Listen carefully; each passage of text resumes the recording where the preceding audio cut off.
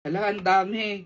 Grabe, ang dami. Merienda time na at nag-crave talaga ako dito sa spicy dried mango. Nabawasan ko na to, 1 kilo nga pala siya. And nakasealed na rin siya, kaya okay lang kahit hindi mo siya maubos kapag na-open mo na. Tingnan nyo yung laman sa loob, diba? Itsura pa lang ang sarap na. Tingnan nyo, sobrang dami ng 1 kilo. Grabe, nabawasan ko na to pero siksik talaga siya. Hala, ang dami. Grabe, ang dami. Ang dami pala ng 1 kilong spicy dried mango. At tingnan nyo naman, hindi siya ganun kalaki pero makapal siya at kitang-kita mo talaga yung mga sili. So, tikman natin to.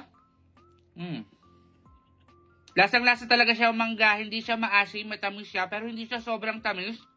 At ayun, habang kinakain mo siya, nararamdaman ko na medyo spicy nga talaga siya. So, yummy. Panalo to. Alam mo yung combination nito, matamis na manghang, legit. Hindi rin siya ganun kakunat, madali siyang kagatin, kaya pala sobrang daming bumibili nito. Kaya tara, kain tayo. Ilang araw kaya bago maubos to, isi-share ko rin naman to sa mga friends ko. And ayun, na-share ko lang sa inyo, baka naghahanap kayo ng mango or dried mango na medyo spicy na matamis. I-try nyo to. So that's all for today. Na-share ko lang, kaya follow me for more. Mahal ko kayo. I love you.